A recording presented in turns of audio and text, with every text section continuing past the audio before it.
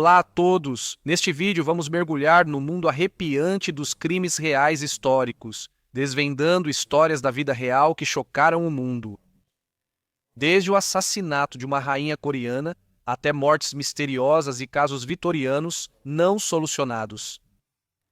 Junte-se a mim enquanto desvendamos as vidas estranhas por trás desses crimes notórios e como alguns deles mudaram a sociedade para sempre. Para o nosso primeiro caso, vamos para a Inglaterra do século XVIII. Sophie Dawes nasceu em 29 de setembro de 1790 em St. Helens, na ilha de Wight, na costa sul da Inglaterra. Ela veio de dificuldades. O pai dela era Richard Dawes, um pescador alcoólatra que se envolvia com contrabando ilegal no Canal da Mancha. A mãe dela era Jane Calloway, mas parece que seus pais não eram casados, já que sua mãe foi registrada em sua certidão de óbito como solteira, indicando que nunca foi legalmente casada. Foi uma juventude difícil, já que Sophie, ou Sofia como era mais conhecida, era apenas uma entre 10 filhos. Como sua família era tão pobre, Sofia coletava mariscos nas praias da ilha de Wight para ajudar a alimentar a família. Ainda mais chocante, ela e os irmãos passaram um tempo em uma casa de trabalho em Newport, na ilha. Essas casas de trabalho, ou casas de indústria como eram oficialmente conhecidas, ofereciam uma cama e alimentação muito modestas aos pobres em troca de uma carga de trabalho muito pesada durante o dia. Talvez não seja surpreendente, considerando a privação da família e a prevalência geral da mortalidade infantil e infantil no final do século XVIII-VI, dos irmãos de Sofia não sobreviveram até a idade adulta. Quando era adolescente, Sofia trabalhava como empregada para um fazendeiro na ilha de Wight e, pouco tempo depois, foi enviada para o continente, onde foi empregada como camareira no Hotel George, em Portsmouth. Situações em que crianças trabalhavam longas horas como adultos eram comuns na Grã-Bretanha durante a Revolução Industrial, e só após 70 anos o governo regulou essa atividade. Como tantos outros ingleses durante o século XIX, Solveig foi atraída para uma das grandes cidades que estavam se expandindo exponencialmente. No caso dela, sendo do sul da Inglaterra, ela foi para Londres. Ela virou assistente de chapeleira, produzia e vendia chapéus, mas perdeu o emprego após se envolver em um relacionamento ilícito com um carregador de água casado. Depois disso, ela passou um tempo vendendo laranjas. O impressionante é que Sophie Dawes desenvolveu um instinto de sobrevivência mesmo com as circunstâncias sempre contra ela. No fim dos anos 1800, a vida de Sophie Dawes mudou, levando-a à ascensão, a um grande escândalo e à queda. Muito disso estava ligado ao contexto internacional do início do século XIX. Após a Revolução Francesa de 1789, as potências europeias entraram em guerra com a França após a execução do rei Luís XVI e a proclamação da República. Mesmo assim, os exércitos revolucionários franceses resistiram ao ataque da Grã-Bretanha, Áustria e outros. Além disso, liderados por generais como Napoleão Bonaparte, eles conseguiram não apenas defender a França, mas conquistar grande parte da Europa Ocidental e Central. Os conflitos entre França e Grã-Bretanha persistiram nesses anos, deixando Londres sempre cheia de soldados e ex-nobres franceses refugiados. Foi com um desses soldados, na verdade um oficial do exército, que Sofia iniciou um relacionamento em algum momento do final do século XVIII, quando ela tinha cerca de 18 anos. Ela virou amante dele e se mudou para sua casa em Turnham Green, na cidade. Ao final do caso, ele lhe deu uma renda anual de 50 libras para mantê-la em silêncio, valor que ela usou para estudar em uma escola em Chelsea. Em 1810, a anuidade que ela havia recebido chegou ao fim e ela mais uma vez se viu em circunstâncias difíceis. Foi nessa época que Sophie começou a trabalhar em um bordel de alto padrão em Piccadilly, perto do centro de Londres, e foi lá que ela conheceu Louis Henri, Duque de Bourbon e futuro príncipe de Condé pela primeira vez. Louis Henri era um príncipe de sangue da Casa Real Francesa de Bourbon. Isso significava que ele era membro de um ramo secundário da família e, embora estivesse longe na linha de sucessão, ainda era um dos homens mais ricos da Europa e possuía vários títulos. Logo no início da Revolução, após a execução de seu primo, o rei Luís XVI, ele liderou um exército dentro da França em oposição ao governo revolucionário. Mas, com o tempo, à medida que o governo revolucionário consolidava seu controle sobre a França, ele partiu para a Inglaterra e passou a residir em Londres. Enquanto estava na capital inglesa, ele começou a frequentar o mesmo bordel em Piccadilly, onde Sofia havia fixado residência, e certa noite um criado do duque apontou para ele a garota da ilha de Wight. Outros também se interessaram por ela, e Luís Henrique precisou disputar um estranho jogo de cartas com dois aristocratas ingleses para decidir quem seria seu amante. O duque venceu. Tudo isso aconteceu em 1810. Em 1811, ela já vivia com a mãe em uma casa alugada por Luís Henrique, na Gloucester Street, Queen's Square, Londres. O duque já havia sido casado anteriormente, mas se divorciou em 1780 e nunca mais se casaria. Assim, o relacionamento deles não era exatamente um caso, mas foi mantido em segredo pelo fato de ela ser uma plebeia e ele de sangue real francês, além de ele ser 34 anos mais velho que ela. Enquanto morava na rua Gloucester, ela começou a estudar línguas clássicas e modernas, filosofia e como se encaixar na sociedade da corte, tendo sido nomeado como seu tutor o Abbé Bryant. No entanto, apesar de lhe proporcionar uma renda generosa de 8.000 libras por ano, o duque acabou se cansando dela e então foi para a Espanha, onde se envolveu em outro relacionamento com uma senhorita Harris. Em 1814, as guerras napoleônicas chegaram em grande parte ao fim. Após a péssima decisão de Napoleão de invadir a Rússia, em 1812 fracassar, ele perdeu todas as conquistas na Europa. Após se render, ele foi brevemente preso em 1814 e até mesmo um esforço para escapar e se impor novamente como governante da França terminou em fracasso em 1815. Como resultado, a partir de 1814, os nobres e realistas franceses que haviam se estabelecido em cidades como Londres e Viena desde a década de 1790 começaram a retornar para Paris. O irmão do executado Luís XVI foi restaurado ao trono como rei Luís XVI II. Sofia agora foi para lá e conseguiu voltar a conquistar a confiança de Luís Henrique. Para evitar qualquer escândalo e para tornar sua presença na corte legítima, o duque organizou um casamento entre Sophie e um oficial da Guarda Real Francesa, Adrien Victor de Fouché, que aconteceu em Londres no dia 6 de agosto de 1818. Louis Henri, que agora era o príncipe de Condé, chegou a torná-lo barão e ela baronesa como parte do acordo. O novo barão aparentemente não tinha conhecimento algum das circunstâncias do relacionamento de Sophie com o príncipe e foi levado a acreditar que ela era sua filha legítima e viúva de um tal Richard Clerk.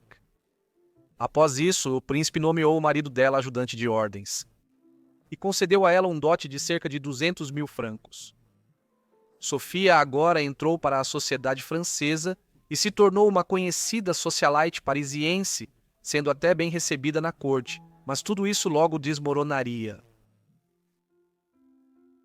Tudo correu relativamente bem por algum tempo, e poucos sabiam do verdadeiro estado das coisas. Em 1822, o marido de Sofia descobriu a verdadeira relação dela com o príncipe. Nesse momento, ele se separou dela, devolveu o dote substancial que o príncipe havia concedido e entrou com um pedido de separação judicial nos tribunais. Isso levou 5 anos, mas foi concedido em 1827. Mais significativamente, a corte francesa soube da duplicidade que havia ocorrido e, quando a notícia chegou ao rei Luís XVIII, ele decidiu agir diante do escândalo. Ele baniu a baronesa da corte francesa, chamando-a de nada mais do que uma plebeia vulgar, porém tragicamente desprovida de qualquer habilidade no ofício. O rei esperava encerrar o caso e conter o escândalo. Como você deve ter imaginado, não foi o que aconteceu, e Sofia e o príncipe Luís Henrique continuaram seu relacionamento por muitos anos, impulsionados em grande parte pela determinação dela em mantê-lo. Além disso, com o passar do tempo, o escândalo piorou. Dizia-se que Sofia tinha vários outros amantes de origens comuns, uma situação que inflamou a opinião na corte francesa, enquanto ela também começava a fazer esforços para se aproximar de alguns membros mais distantes da família do rei, a fim de conseguir sua reabilitação na corte. Entre eles estavam o sobrinho do rei e seu primo, Luís Filipe, duque de Orleans. Embora essas intervenções não tenham conseguido restaurar sua posição na corte, ela passou a se aproximar do jovem filho do duque de Orleans, Henrique Eugênio, duque de Almale, e logo começou a planejar seu próximo passo. A essa altura, o príncipe Luís Henrique já se aproximava do fim da vida, estando com pouco mais de 70 anos e sem herdeiro legítimo, já que seu único filho havia sido executado em 1804. Assim, Sofia começou a coagi-lo a deixar uma grande parte de sua propriedade para o duque de Almale, sendo evidente que Sofia havia feito um acordo com o pai dele. O velho príncipe relutou no início, mas ela o convenceu a assinar um testamento em agosto de 1829, deixando 2 milhões de francos e várias propriedades para ela e o restante da herança para o duque de Almale. Outra reviravolta em sua sorte ocorreu na primavera de 1830, quando o duque de Orleans, pai de Almale, foi proclamado rei dos franceses em 1830 após seu primo Carlos X ser forçado a abdicar durante a Revolução de Julho. Luís Filipe I, também chamado de Rei Cidadão, concordou em permitir que Sofia retornasse à corte. Ela agora é mais aceita, pois sua posição de princesa amante por quase 20 anos foi reconhecida informalmente.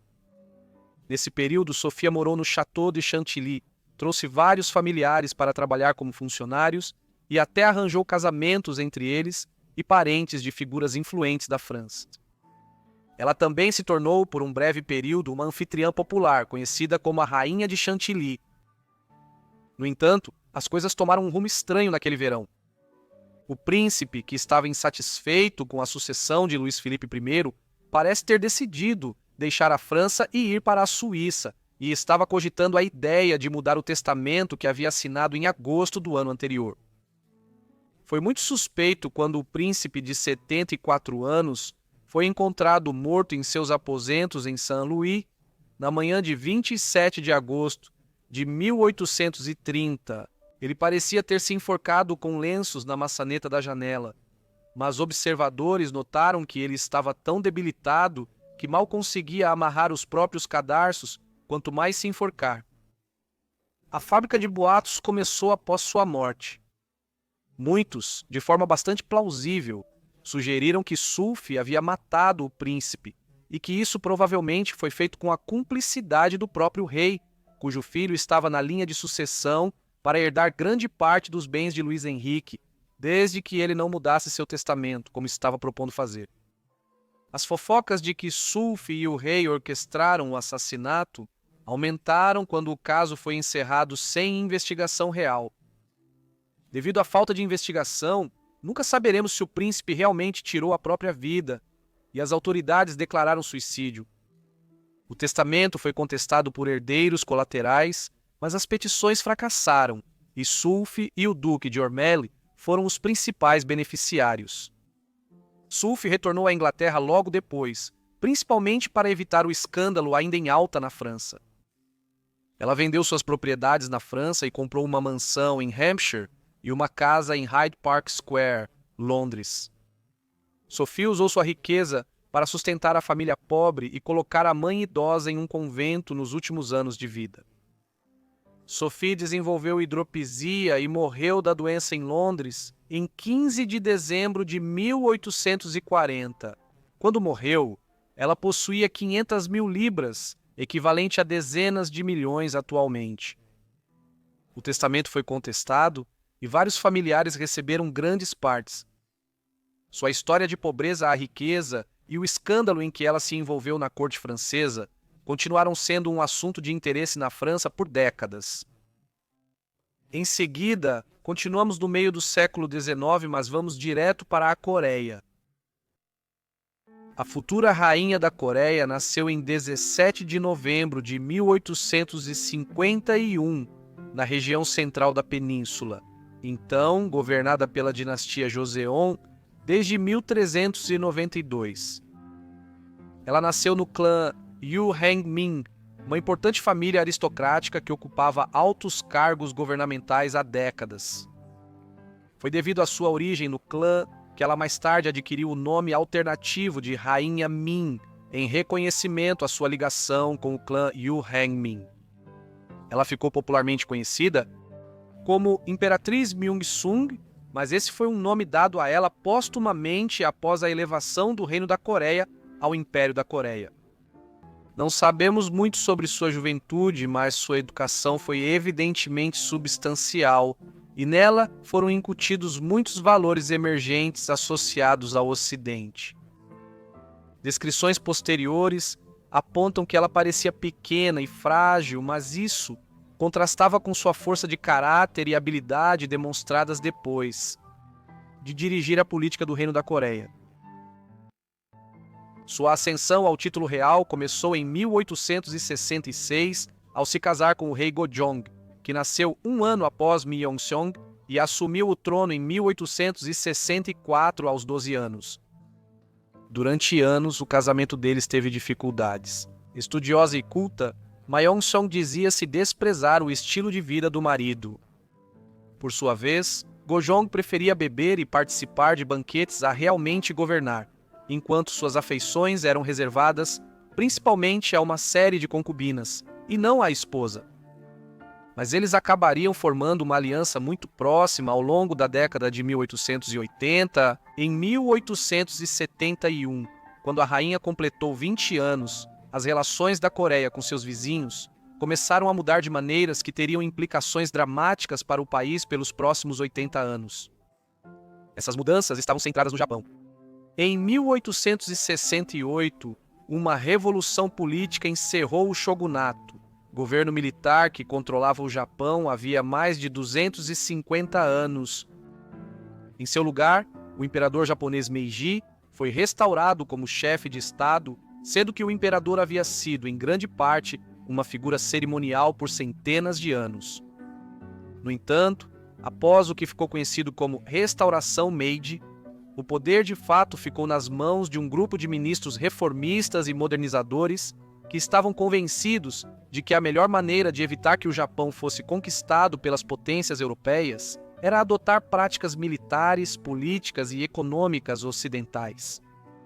As raízes do conflito coreano com o Japão Meiji estavam no fracasso do Estado coreano em reconhecer o novo governo Meiji nos anos imediatamente após 1868, chegando até a rejeitar diplomatas japoneses que foram enviados ao continente asiático para solicitar à dinastia Joseon esse reconhecimento. Em 1873, o governo japonês passou a considerar invadir a Coreia. Embora nenhuma guerra de expansão tenha sido realizada naquela época, ainda assim, podemos rastrear as raízes do intervencionismo japonês até esse período. Em 1867, aos 15 anos, o rei Gojong assumiu suas funções reais. Os primeiros anos de seu governo foram difíceis, pois o Japão usou a diplomacia da canhoneira para conquistar Gangwon, no sul da Coreia, em 1876, enquanto França e Rússia também tentavam intervir nos assuntos coreanos. Tudo isso estava acontecendo enquanto a rainha Myeong-song demonstrava sua habilidade política. A política coreana era dominada por um intricado sistema de intrigas palacianas em torno do rei. Em 1880, ela ascendia e já havia retirado as influentes concubinas de Gojong do palácio. Além disso, o relacionamento do casal real passou a melhorar gradualmente. No início da década de 1880, a rainha Min governava de fato, já que seu marido era menos ativo. Ela iniciou um ambicioso programa de reformas para transformar a sociedade coreana. Nisso, ela foi influenciada pelos escritos de um diplomata e teórico político chinês chamado Kwon Sung-sien, que havia escrito um livro chamado Estratégia Coreana. Nisso, Kwon já defendia a modernização da Coreia em linhas semelhantes às que foram realizadas pelo Japão nos últimos 20 anos, como o melhor meio de proteger o país de interferências externas. Convencido por esses argumentos, Min agora começou a abrir a Coreia ao comércio e à diplomacia ocidentais.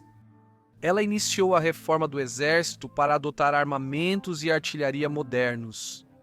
Sabendo que as colunas de combate tradicionais da dinastia Joseon não conseguiriam enfrentar os exércitos do Japão ou das potências europeias.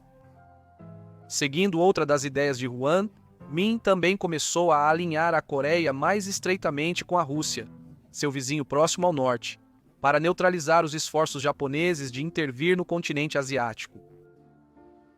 Para isso, a rainha Myung-sung trouxe professores dos Estados Unidos da América para a Coreia desde o início da década de 1880 e enviou missões à América para aprender sobre a modernização do reino Joseon, estratégia já usada pelo Japão na década de 1870. Também fundou escolas para meninas e mulheres em todo o país, buscando dar-lhes maior posição na sociedade. Outras reformas foram mais mundanas, mas igualmente importantes. Isso inclui o desenvolvimento de um sistema moderno de burocracia e administração para substituir a política labiríntica do Palácio Coreano. Ao fazer isso, foi possível começar a arrecadar um nível muito mais alto de impostos em todo o reino Joseon e, dentro dele, começar a desenvolver o comércio e a indústria como um meio de pagar por um exército mais eficiente. Motores a vapor dos Estados Unidos da América e Europa foram importados para instalar fábricas, enquanto, em meados da década de 1880, foi construída uma importante infraestrutura de comunicações, principalmente linhas telegráficas ligando a Coreia, a China e ao Japão. Da mesma forma, a moeda coreana foi reformada e uma nova casa da moeda central foi estabelecida para ajudar a economia. Métodos agrícolas modernos também foram introduzidos para evitar melhor a escassez de alimentos e aumentar a produtividade do que ainda era, naquela época, uma sociedade em grande parte agrária. No geral, essas medidas foram projetadas para tornar o Estado coreano capaz de se defender contra a ameaça perigosa que enfrentava de invasão externa, especialmente do Japão. Porém, essas reformas apoiadas pela rainha Myung-sung enfrentaram oposição. Entre esses movimentos de oposição, o principal foi a rebelião liderada pela casta militar tradicional coreana em 1882, devido ao ressentimento pelas alterações nos exércitos de Joseon. Isso acabou sendo reprimido, mas a turbulência criada pelo que ficou conhecido como Incidente de Imo permitiu que China e Japão se envolvessem ainda mais nos assuntos internos da Coreia. Em 1884, houve uma tentativa de derrubar o regime realizada por certos membros do Yangban. Esses eram uma aristocracia tradicional da Coreia que estavam desiludidos com as reformas que Myung-sung e Go-jong haviam implementado nos últimos 5 ou 6 anos. Embora sua tentativa de golpe de Estado tenha fracassado em 1884, isso era um indicativo do que estava por vir. Em 1894, uma ampla variedade de grupos descontentes dentro da Coreia, composta por uma mistura da casta Yangban e também o campesinato coreano, se revoltaram contra a monarquia Joseon. Essa insurreição ficou conhecida como a Revolta Camponesa Donghak. Apesar de reprimida em 1895, a revolução serviu de pretexto para nova interferência do Japão e da China nos assuntos da Coreia. Ela também causou a Primeira Guerra Sino-Japonesa entre os principais vizinhos da Coreia. Com seu interesse na Coreia renovado por esses acontecimentos, o Japão agora se colocou no caminho de transformar a Península Asiática em um estado vassalo do regime Meiji em Tóquio. Ao fazer isso, percebeu-se que o maior obstáculo à dominação japonesa na Coreia era a rainha coreana, que havia promovido a modernização do país nos anos 1880 e barrado a intervenção japonesa na época. Como resultado, os japoneses notaram que ela precisava ser removida e acreditavam que, ao assassiná-la, seus objetivos poderiam ser alcançados. A ideia era que, se ela fosse removida do cenário, o rei, uma figura muito mais fraca do que sua esposa determinada, poderia ser incentivado a permitir incursões japonesas na Coreia, tornando efetivamente o Reino Joseon um estado vassalo do Japão, sem a necessidade de conquista militar. Mais de 50 japoneses, entre eles oficiais militares, participaram do assassinato. Isso ocorreu com a cumplicidade de centenas de soldados coreanos ao redor do palácio, muitos da casta Yangban. Eles permitiram que assassinos japoneses entrassem nas câmaras centrais do Palácio Real, localizassem a imperatriz, e muitos desses coreanos também participaram diretamente do assassinato. Tendo ouvido a comoção causada por seus agressores ao entrarem no palácio, a imperatriz tentou se disfarçar e fugir do palácio. No entanto, isso falhou, e ela foi morta em uma câmara externa por tropas lideradas pelo coreano Woo Byung-seong. Assim, a rainha morreu imediatamente em decorrência de seus ferimentos no dia 8 de outubro de 1895. No pavilhão Okuro, no Palácio Jeochonggong, onde hoje é a cidade de Seul, o assassinato, conhecido como Incidente Yulmi, foi orquestrado pelo ministro japonês na Coreia, Miura Goro, e, infelizmente, foi resultado de sua forte oposição às investidas japonesas na Coreia nos últimos 15 a 20 anos. Seu corpo foi queimado e enterrado, possivelmente para ocultar a causa da morte. Eventualmente, ela foi enterrada no túmulo imperial de Hyeongyong, na cidade de Namyangju. Após o assassinato da imperatriz, houve uma indignação generalizada, tanto internamente na Coreia quanto internacionalmente, entre certas legações dentro do país. Para responder, os japoneses conduziram uma falsa investigação onde 56 pessoas foram acusadas de cúmplices no assassinato dela. Todos foram absolvidos nos tribunais japoneses por falta de provas. O assassinato da imperatriz teve efeito oposto ao esperado pelos japoneses. Ao invés de reduzir a resistência aos japoneses, o assassinato dela causou, ao menos temporariamente, oposição generalizada ao Japão na Coreia no fim dos anos 1890. Assim, em 1897, o Reino da Coreia foi declarado Império da Coreia, com Gojong como seu imperador. Nesse processo, a rainha Ming, ou Myeong-song, foi declarada póstumamente imperatriz. Para se proteger de novas agressões japonesas, o novo império também se aproximou da Rússia. No entanto, essa concessão só durou por um período limitado de tempo. Em 1904, a guerra entre Japão e Rússia começou, e com a derrota russa no ano seguinte, o destino da Coreia ficou praticamente decidido. Sem conseguir impedir os avanços japoneses, em 1910 foi assinado o Tratado de Anexação Japão-Coreia, tornando a Coreia a primeira grande parte do Império do Japão, que se expandiria muito nos próximos 35 anos. Assim, as reformas que a imperatriz Myeong-sung havia realizado para tentar proteger seu país se mostrariam mal sucedidas nos anos seguintes. Agora voltamos à França, onde uma mulher ficou infame por casos amorosos, escândalos e mortes misteriosas de pessoas próximas. Marguerite Stenil, conhecida hoje e historicamente, nasceu como Marguerite Jeanne Jappé, em Boiscourt, nordeste da França, em 16 de abril de 1869. Ela era chamada de Meg pelos mais próximos e vinha de uma família próspera de classe média. Seu pai, Edouard, conseguiu se tornar um industrial bem-sucedido, enquanto sua mãe, Emily, era filha de um dono de estalagem. A origem abastada de Meg lhe garantiu boa educação e até uma governanta, o que seria útil nos anos seguintes.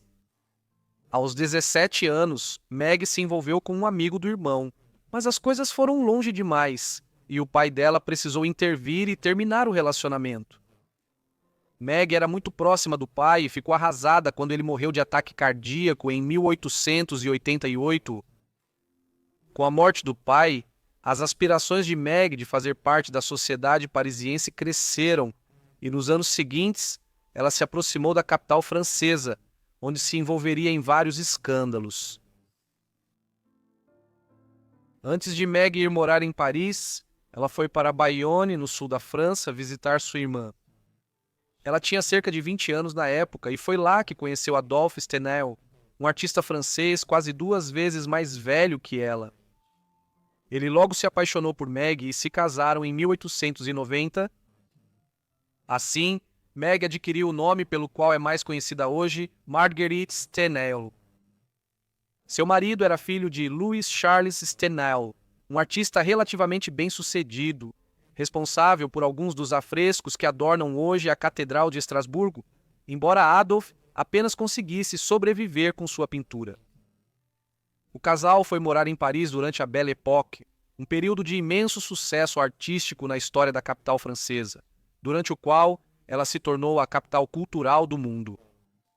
Apesar de não serem ricos, eles viveram em um dos espaços mais vibrantes do mundo nos tempos modernos, frequentando o Moulin Rouge e outros cabarés e salões de dança da época, e convivendo com algumas das principais figuras literárias daquele tempo.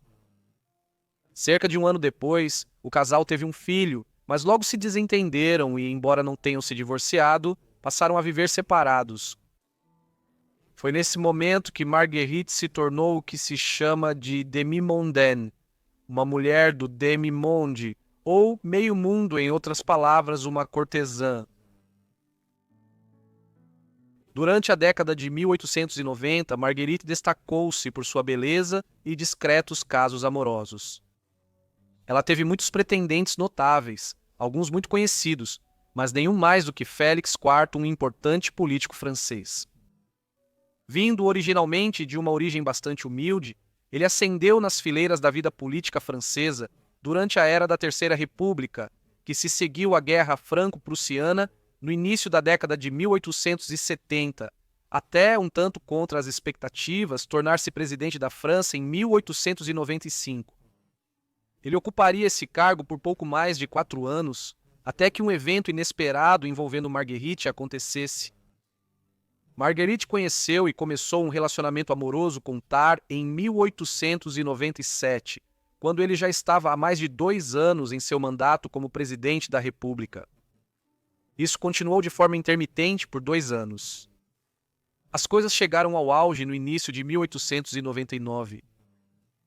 De acordo com uma reportagem de jornal da época, em 16 de fevereiro de 1899, Ford estava no Palácio do Eliseu, em Paris, quando de repente saiu de seu escritório para a antessala. Lá, ele informou ao seu secretário que não estava se sentindo bem. Médicos logo o atenderam, mas o presidente faleceu mais tarde naquela noite. As circunstâncias exatas do que aconteceu foram amplamente relatadas e debatidas.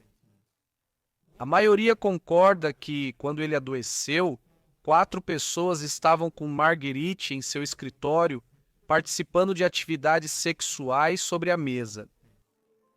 Qual tipo de atividade estava sendo realizada nele é motivo de controvérsia. O que está claro é que, seja lá o que Marguerite estava fazendo, parece ter levado o presidente Faure, que estava com pouco mais de 50 anos e com a saúde cada vez mais debilitada, a ter um ataque cardíaco ou algum outro incidente médico, provavelmente um derrame, do qual ele morreu pouco tempo depois. Alguns meios de comunicação não divulgaram isso. Um grande jornal internacional da época, por exemplo, não mencionou Stenel e seu suposto envolvimento na morte. Afirmou apenas que Faure morreu repentinamente em Paris na noite anterior por ataque apoplético. Observou-se que ele foi recentemente diagnosticado com uma doença grave e seu coração vinha sendo afetado há meses. Isso foi noticiado até na Austrália, e não houve controvérsia em relação às circunstâncias de sua morte imediatamente após o ocorrido. Apesar dessas reportagens iniciais, Marguerite e seu relacionamento com o presidente falecido acabaram se tornando alvo de certa atenção da mídia e continuam sendo até hoje. Alguns estudos concluem que Marguerite foi parcialmente responsável pelo derrame dele. Outros dizem que ela nem estava presente no momento. O que está claro é que Marguerite se consolidou depois como uma figura relativamente escandalosa na vida parisiense, embora para alguns isso tenha até melhorado sua reputação. Alguns homens da sociedade francesa ficaram fascinados por Marguerite ser tão habilidosa na cama ou no escritório que levou o presidente a um acesso de paixão tão intenso que o matou. Apesar do escândalo, seu salão seguiu sendo frequentado por homens notáveis, mantendo sua posição de socialite e tendo vários casos amorosos depois. Você pode se perguntar se o marido dela sabia desses casos e por que ele tolerava isso. Bem, ele sabia, mas Marguerite ainda se importava com o marido e com a carreira dele, e muitos dos amantes dela encomendavam pinturas a ele, permitindo que Adolf tivesse uma boa renda. A morte do amante dela se complicou nas semanas e meses seguintes devido a especulações de que teria relação com o caso Dreyfus, amplamente noticiado na França de 1894 a 1906. Isso envolvia o oficial militar francês Alfred Dreyfus, que foi inicialmente acusado em 1894 de passar segredos militares para o governo alemão. Dreyfus, judeu, foi considerado culpado e enviado a uma colônia penal. Com o tempo, surgiram relatos que provaram sua inocência. O caso Dreyfus se tornou uma questão importante dentro da sociedade francesa, na qual o problema mais amplo do antissemitismo na sociedade francesa estava sendo debatido. Em 1899, surgiram relatos de que Marguerite recebera documentos secretos sobre Dreyfus e seu caso, ligados à morte do presidente durante o noivado deles. Além disso, a oposição anti-Dreyfus acusou Marguerite de ter envenenado Félix IV em nome do chamado Sindicato Judaico, porque o presidente havia se declarado hostil a uma revisão do caso Dreyfus. No entanto, não há uma prova concreta que apoie isso. Era só uma teoria da conspiração do fim do século XIX. Marguerite ainda enfrentaria novas controvérsias na década seguinte ao caso dos quatro. Nesse período, ela continuou a receber convidados em seu salão e a trabalhar como cortesã, vivendo uma vida semelhante à que levava na década de 1890, antes do caso dos quatro. Podemos chamar esse incidente posterior de caso Stenheil. Em 31 de maio de 1908, ela foi encontrada pela polícia em sua casa em Paris, onde vivia com o marido. Ela estava amarrada e amordaçada quando a polícia entrou e a encontrou lá, mas fora isso, não sofreu nenhum dano e ainda estava saudável. O mesmo não pode ser dito sobre o marido dela e a mãe de Marguerite, ambos encontrados mortos em outro cômodo do apartamento, tendo sido estrangulados até a morte. A revelação do ocorrido na residência Stenheil, envolvendo a mulher do escândalo de quase 10 anos atrás, inevitavelmente causou frenesi na imprensa. Isso foi agravado pela própria Marguerite, que adicionou uma camada de mistério aos acontecimentos, ao afirmar que 4 indivíduos vestidos com mantos pretos haviam entrado em sua casa e a amarrado antes de matar seu marido e sua mãe. Apesar da história elaborada de Marguerite, a polícia suspeitava que ela era responsável pelo ocorrido e depois se amarrou para parecer vítima. Não acharam provas contundentes na investigação imediata, mas suspeitaram do motivo dela ter sido poupada e pelo fato de que nada de substancial havia sido roubado. Então, quando Marguerite parecia estar tentando direcioná-los para um servo dos Stenheils, sugerindo que ele havia sido responsável pela invasão e pelos assassinatos, junto com alguns cúmplices, eles decidiram prendê-la por manipulação de provas no final de novembro, meio ano após os assassinatos terem sido cometidos. Marguerite foi levada à prisão de Saint-Lazare, no trajeto entre Paris e o subúrbio de Saint-Denis.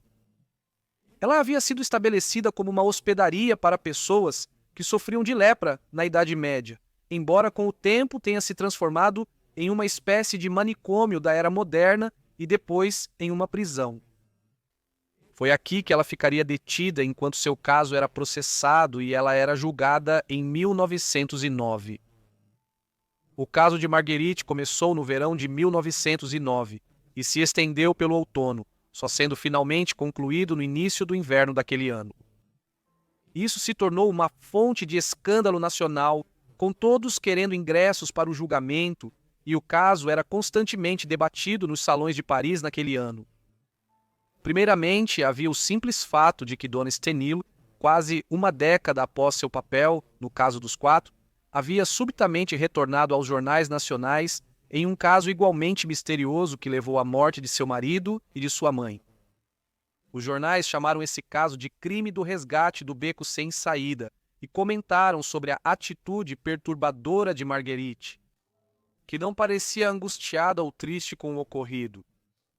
Alguns suspeitavam que ela havia mandado cometer os assassinatos para poder se casar novamente depois, mas era um motivo fraco.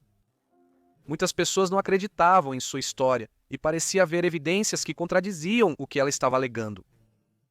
Teorias da conspiração também abundavam, com o pronunciado antissemitismo da época ressurgindo junto com alegações sobre seu suposto papel no caso Dreyfus, que continuou na França até 1906, quando Dreyfus finalmente foi exonerado. O juiz, que claramente era contra Marguerite, colocou mais lenha na fogueira ao sugerir que o depoimento de Stenilka não era confiável.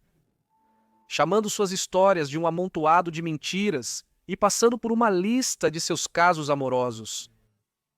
Apesar de tudo isso, Marguerite lidou com a situação de forma excelente, mentindo quando necessário e admitindo erros quando preciso.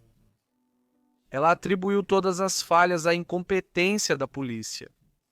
Manteve sua versão de que os crimes foram cometidos por 4 assaltantes de preto.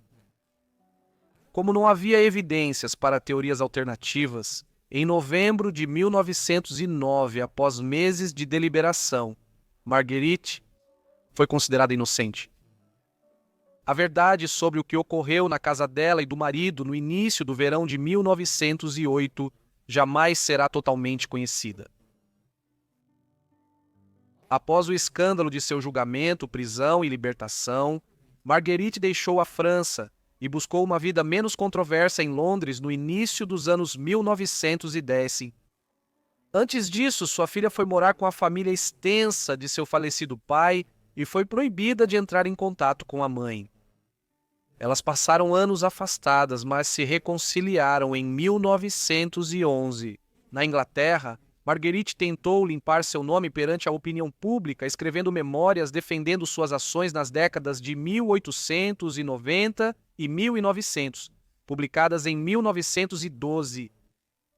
Elas conseguiram apenas um sucesso parcial, embora estudiosos desde então analisem como uma mulher acusada como Marguerite na França da Belle Époque construiu sua própria defesa e ações. O resto da vida de Marguerite foi menos marcante. Ela se casou novamente em 1917 com Roberto Scarlett, advogado britânico aposentado e 6º Barão Harbinger. O casamento duraria até a morte relativamente prematura dele, uma década depois, em 1927. Marguerite já tinha mais de 40 anos ao se casar e o casal não teve filhos.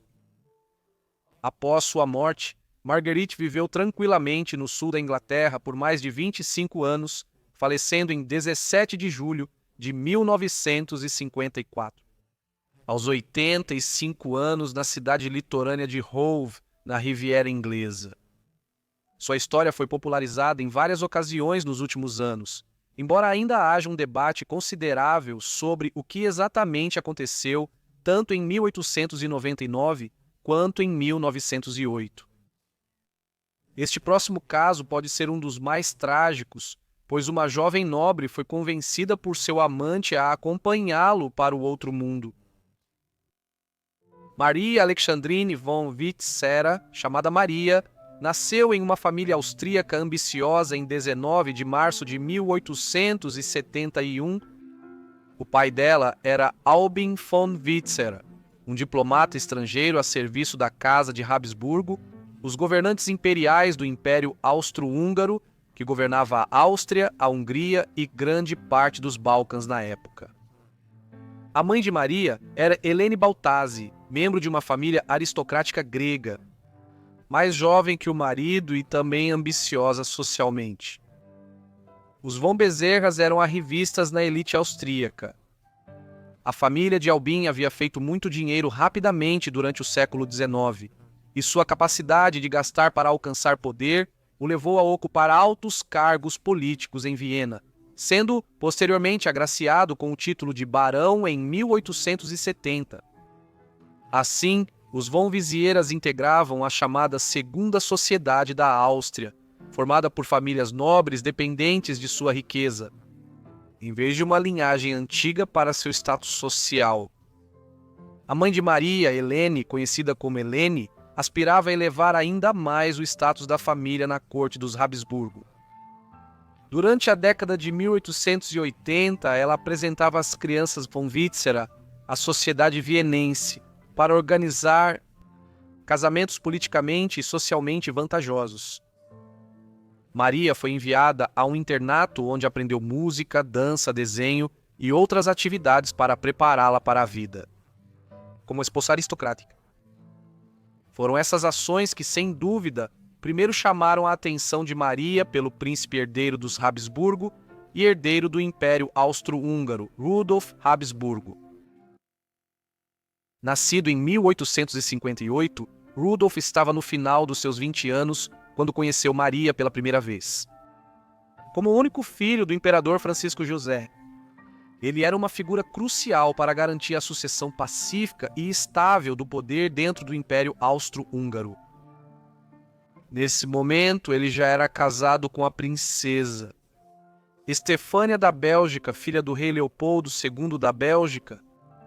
Foi um casamento político, embora inicialmente feliz após sua união em 1881. No entanto, em meados da década de 1880, o casal se distanciou e Rodolfo começou a procurar e ter amantes na corte dos Habsburgo. Não se sabe quando Rodolfo se interessou pela baronesa Maria. Ela só ficou conhecida como amante dele na 1888, quando 17 anos. No entanto, um relato da irmã da arquiduquesa Estefânia, muitos anos depois, afirmou que o príncipe herdeiro e von Witzer haviam começado um caso quando ela tinha apenas 15 anos, em 1886 ou no início de 1887.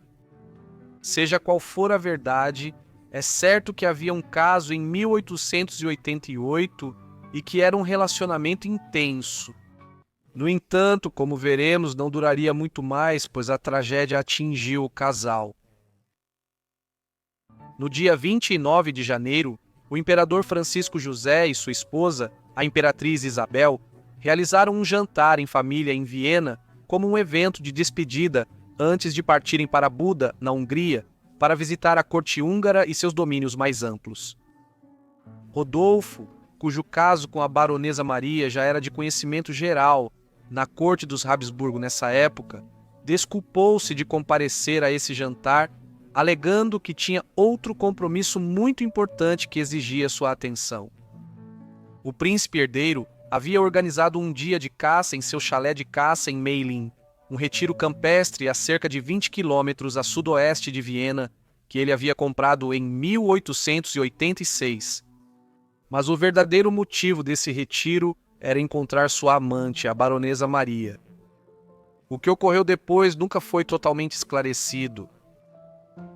Quando o criado do príncipe herdeiro, Loschek, foi acordar Rodolfo na manhã do dia 30 de janeiro, não houve resposta à porta do seu quarto.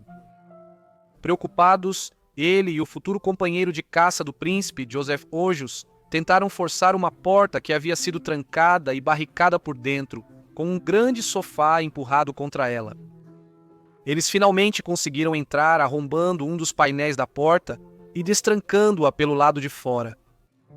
As cortinas fechadas deixavam o quarto escuro, mas ainda assim eles distinguiram Rodolfo sentado, sem vida, ao lado da cama. Ele estava sangrando pela boca e, na cama, eles também viram a baronesa Maria deitada e imóvel. Ambos já estavam mortos há tempos e com rigor mortis instalado. Olos partiu para Viena para informar o imperador e seu governo. Quando ele chegou lá, foi decidido que a versão oficial dos acontecimentos seria que Rudolf morreu de aneurisma cardíaco. No entanto, assim que investigações adicionais foram conduzidas em Meilen, rapidamente se tornou de conhecimento geral que a morte de Rudolf não poderia ter sido causada por um aneurisma cardíaco, se isso tivesse sido o que causou a morte da baronesa von Viscera. Na verdade, a notícia rapidamente circulava por Viena de que os amantes, desesperados por não poderem se casar devido ao casamento de Rudolf com Stephanie, haviam decidido tirar a própria vida. Nos dias que se seguiram, o imperador ordenou que as investigações fossem concluídas rapidamente. Até hoje ainda não está totalmente claro se havia algum ferimento por arma de fogo. Tão apressada e secreta foi a investigação do assassinato. Então, no que era um império fortemente católico romano, a família imperial garantiu que uma dispensa fosse concedida, alegando que Rodolfo estava em um estado de desequilíbrio mental ao tirar a própria vida. Essa afirmação, o equivalente do século XIX à insanidade temporária, foi suficiente para evitar uma condenação aberta por Rodolfo ter cometido o pecado de tirar a própria vida. Consequentemente, a família real pôde lhe conceder um enterro real adequado. A baronesa, porém, não teve a mesma sorte, e sua família precisou implorar ao abade de um mosteiro cisterciense local para que permitisse seu enterro com ritos cristãos. Isso foi feito em uma caixa de madeira, mas 3 meses depois seu corpo foi exumado e reenterrado em um caixão de cobre, com um túmulo mais adequado ao status e riqueza dos von Westeris.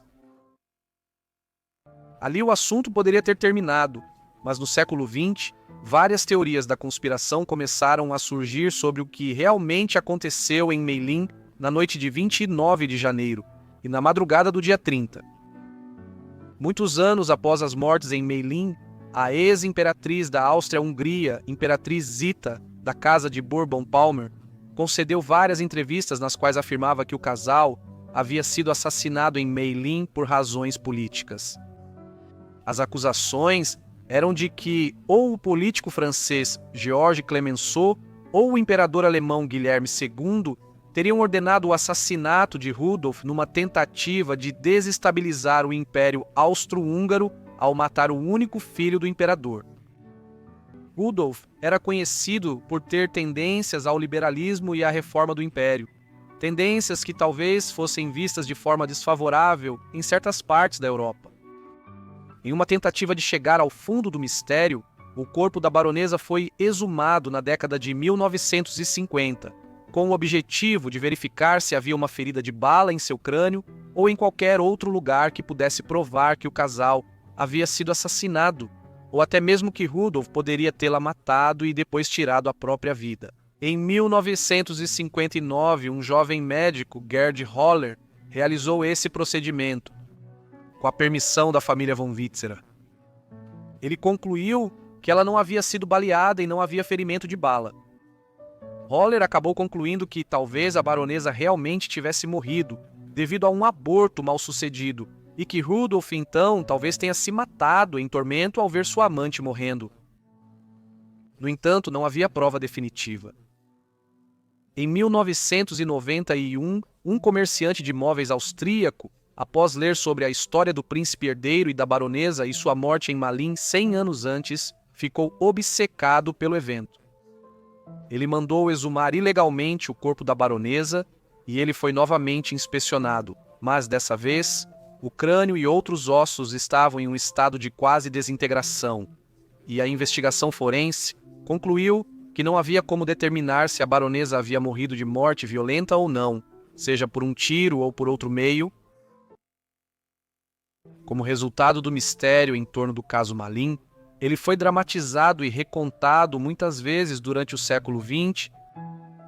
Pelo menos 3 romances foram escritos sobre o evento, várias peças foram encenadas baseadas na história e inúmeros filmes também foram produzidos contando a história ou uma versão ficcional dela, incluindo uma versão intitulada Malin, lançada em 1957, estrelada por Audrey Hepburn, e outra livremente baseada nela, estrelada por Edward Norton e Paul Giamatti em 2006, O Ilusionista. Então, em 2015, o mistério foi finalmente solucionado. Em 31 de julho de 2015, a Biblioteca Nacional da Áustria divulgou cópias inéditas de cartas escritas pela baronesa Maria, pouco antes do incidente do envio. Essas cartas foram endereçadas por ela à sua família e afirmam de forma inequívoca que o casal pretendia tirar a própria vida. As cartas foram colocadas em um cofre em Viena, em 1926. Assim, o mistério foi resolvido. A baronesa e o príncipe herdeiro haviam evidentemente cometido suicídio juntos, afinal de contas. Várias teorias foram apresentadas sobre por que o casal se matou, mas a mais simples parece ser a mais provável. Rudolf era profundamente infeliz e seu casamento estava muito tenso. Seus casos extraconjugais afetaram ele e sua esposa a adoecerem de sífilis. Ele ficava cada vez mais depressivo, que, ao que parece, havia sugerido um duplo suicídio a outra amante meses antes. A mulher que ele tentou convencer era a atriz austríaca Missy Kaspar. Kaspar recusou, mas no início de 1889, o príncipe herdeiro aparentemente convenceu uma jovem amante a acompanhá-lo em sua tentativa de suicídio. No nosso caso final, voltamos à França do século XIX, onde uma mulher sobreviveu a um assassinato a sangue frio. Henriette Renoir nasceu em 5 de dezembro de 1874 em Rueil-Malmaison, um subúrbio rico de Paris. O pai dela era Henri-Émile Renoir, um arquiteto, e a mãe dela era Marie-Sophie Augustine. Ela veio de uma família rica e Henriette mais tarde se descreveu como pertencente à burguesia francesa. Assim, ela teve boa educação e uma criação privilegiada e feliz. Henriette teve a sorte de viver durante uma era de ouro europeia, já que a Belle Époque foi um período de otimismo, paz regional e prosperidade econômica. Mas será que essa sorte seguiria na vida adulta? Em 1894, aos 19 anos, Henriette casou-se com Léo Claret, escritor e crítico literário. Pelos padrões modernos, Henriette era muito jovem, e a diferença de 12 anos de idade também chama a atenção. Mas isso não era nada fora do comum para os padrões da época. Infelizmente, o casamento foi infeliz e, com o tempo, ficou marcado por infidelidades mútuas de ambos os lados. Eles tiveram 2 filhos e se divorciaram em 1908, mas o motivo pode surpreender você. No início do século XX, casais casados raramente se divorciavam, mesmo estando separados. Henriette e seu marido permaneceram casados por 14 anos, apesar da união miserável. Mas o caso de Henriette com um tal Joseph Caillot agora havia se tornado muito sério. Caillot, nascido em 1863, formou-se advogado antes de ocupar cargos oficiais em residências francesas no norte da África. Após voltar à França no fim dos anos 1890, iniciou carreira parlamentar e tornou-se ministro das Finanças em 1899, cargo que ocupou até 1902. Em meados dos anos 1900, ele retornou ao governo como ministro das Finanças mais uma vez. Durante esse período, talvez em 1907, ele começou um caso com Henriette. Eles rapidamente se apaixonaram e ambos planejavam deixar seus cônjuges para se casar. Henriette se divorciou facilmente do marido em 1908, mas Joseph não teve a mesma facilidade.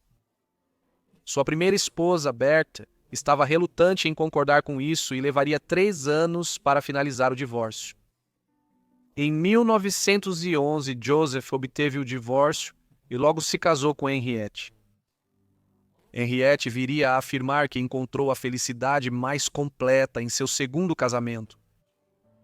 O casal, muito rico, vivia com conforto, muitos empregados e era conectado às principais figuras da França. Foi justamente quando José assumiu como novo primeiro-ministro da França. No entanto, seu mandato seria curto, pois uma crise diplomática com a Alemanha sobre o domínio colonial de Mônaco levou a fortes críticas a Caillaux, e ele foi forçado a renunciar no início de 1912. Mesmo assim, ele permaneceu um político de destaque e ocupou cargos importantes em várias administrações na década de 1910. Como resultado, Henriette e ele nunca estavam longe das primeiras páginas dos jornais parisienses, tanto por causa de sua grande riqueza quanto por sua carreira política. A felicidade de Henriette e Joseph logo seria abalada pela carreira e opiniões de Joseph. Alguns anos antes, enquanto Joseph tentava se divorciar de sua esposa Berthe, ela entregou a Gaston Calmet, o editor do Le Figaro, uma das publicações mais antigas e respeitadas da França, cartas que haviam sido trocadas entre Henriette e Joseph enquanto ainda eram casados. Isso iniciou uma forte campanha de Calmet para atacar e desacreditar Joseph na imprensa francesa. Tudo isso resultou da oposição de Calmet às ideias políticas de Caio e à sua ascensão a primeiro-ministro da França em 1911. Em particular, Calmet ficou horrorizado com a forma como Caio lidou com a crise de Agadir no Marrocos, uma região onde França e Alemanha eram rivais há vários anos, e como ele negociou secretamente com a Alemanha sem o conhecimento dos presidentes franceses. Mesmo depois que Caio caiu do poder no início de 1912, Calmet e o Le Figaro continuaram a publicar artigos e editoriais pouco lisonjeiros sobre o marido de Henriette, segundo alguns, 138 em menos de 100 dias. Grande parte tratava de matérias especulativas sobre a suposta corrupção de Caio, seu círculo íntimo e a manipulação da Bolsa de Paris. Outros elementos das acusações contra Caillaux diziam respeito às supostas tentativas de minar certas legislações que ele apoiava publicamente, mas que, em particular, tentava sabotar em uma manobra política de duas caras.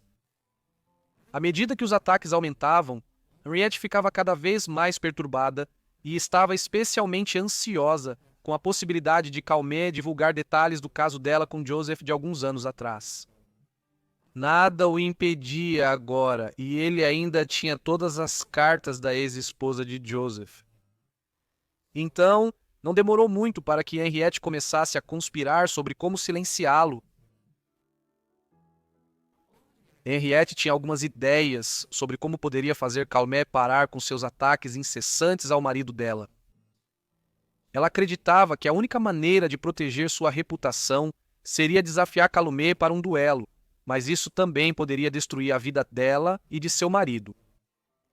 Nesse momento, ela não tinha um plano específico, mas então Calmet passou dos limites.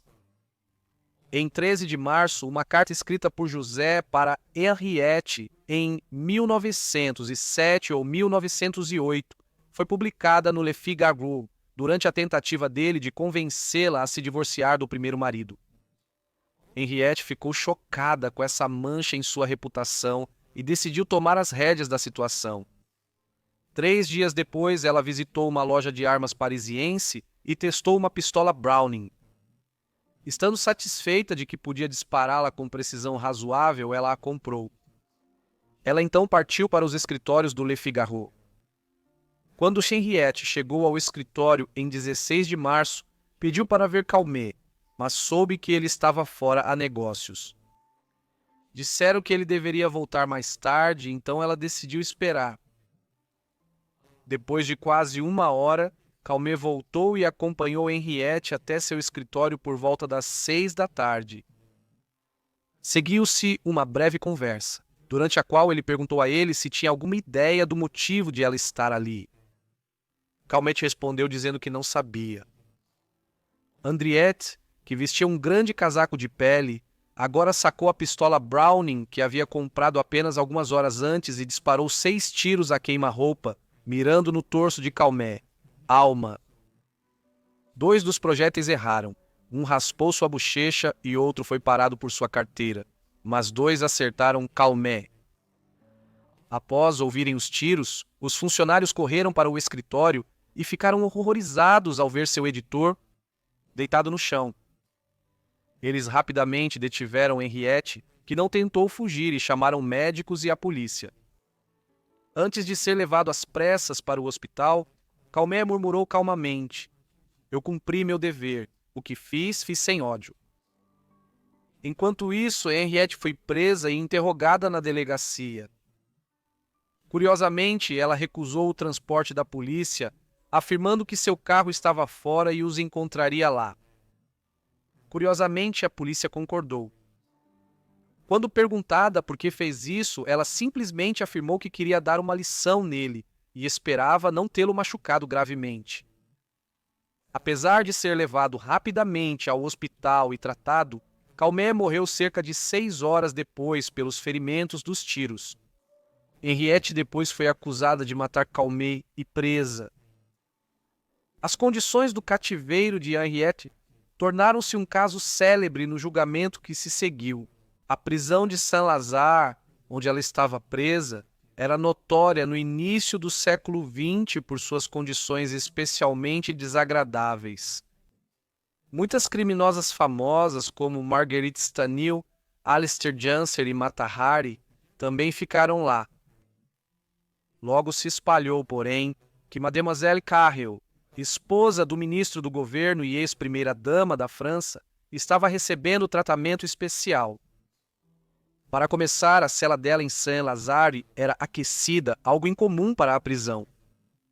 Ela também tinha permissão para que uma de suas criadas a atendesse na prisão, além de receber direitos especiais de visitação, com Joseph até mesmo visitando-a à noite para jantar com ela. Quando essa notícia veio à tona, causou certo alvoroço em Paris, consolidando a percepção de que havia uma lei para os ricos na França e outra para os pobres. Apesar dos melhores esforços das autoridades da prisão para abafar esses rumores, eventualmente eles foram forçados a intervir, pois uma multidão começou a se reunir do lado de fora da prisão para protestar e aumentaram os temores de um motim na prisão. Isso nunca se concretizou, porém, e após cerca de 4 meses na prisão, chegou a hora de Henriette ser julgada. O julgamento de Henriette começou em 20 de julho de 1914. Havia muito em jogo. Se condenada, ela poderia passar o resto da vida presa, ser deportada para uma colônia francesa ultramarina como a Guiana Francesa, ou até enfrentar a pena de morte. O julgamento extraordinário dominou as manchetes francesas, mesmo com a Europa indo rapidamente para a guerra. Durou pouco mais de uma semana e o resultado chocou a sociedade. Durante todo o processo, a equipe jurídica de Henriette a descreveu como alguém levada a agir irracionalmente pela campanha difamatória orquestrada por Calmet no La Figaro. Com isso, seus advogados tentaram convencer o tribunal de que Henriette tinha culpa reduzida por suas ações e que aquilo não foi um assassinato premeditado, mas sim um reflexo feminino incontrolável resultante de suas fortes emoções. Em outras palavras, um crime passional. Mas a promotoria também tinha um caso sólido. Henriette foi interrogada e confessou ter atirado em Calmet, causando sua morte. As evidências de que ela era uma assassina eram irrefutáveis. A opinião pública sobre o julgamento estava dividida. A esquerda acreditava que os ataques de Calmet haviam levado Madame Caillot à insanidade temporária, enquanto a direita a via como uma assassina a sangue frio que silenciou o crítico a pedido do marido.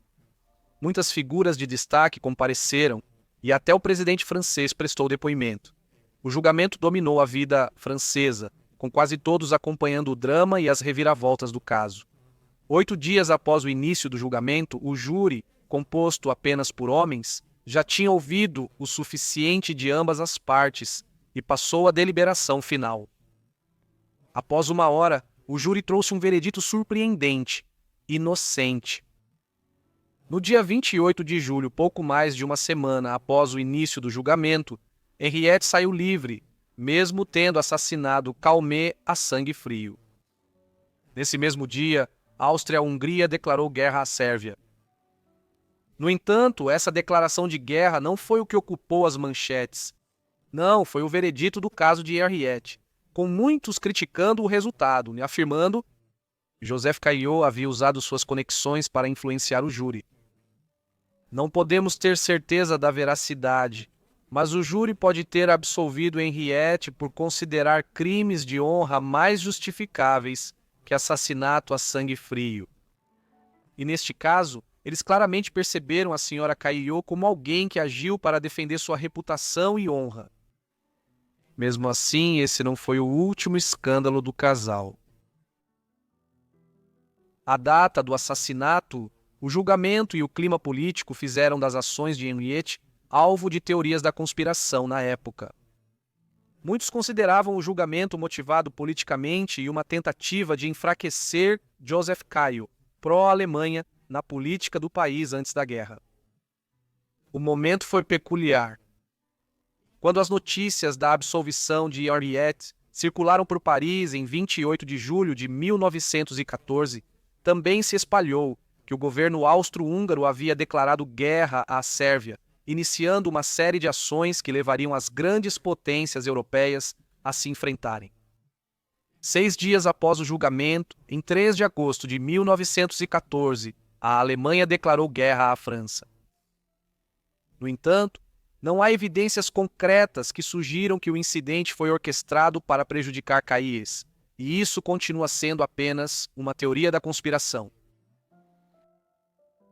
O fim do julgamento e a absolvição de Henriette não fizeram com que os Caillaux desaparecessem das primeiras páginas dos jornais franceses.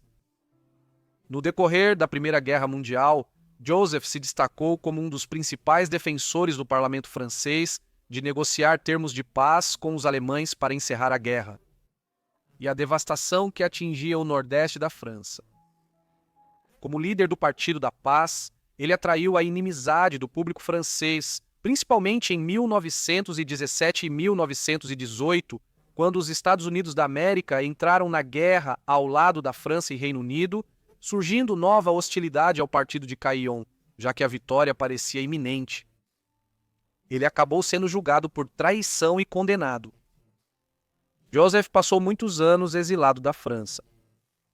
Há algumas informações contraditórias de que ele e Henriette se divorciaram, embora os detalhes disso sejam incertos, talvez porque eles quisessem manter isso fora dos jornais depois de tantos anos de má publicidade. Henriette viveu uma vida relativamente tranquila em seus anos posteriores, bastante tranquila, aliás, pelos padrões da década de 1910.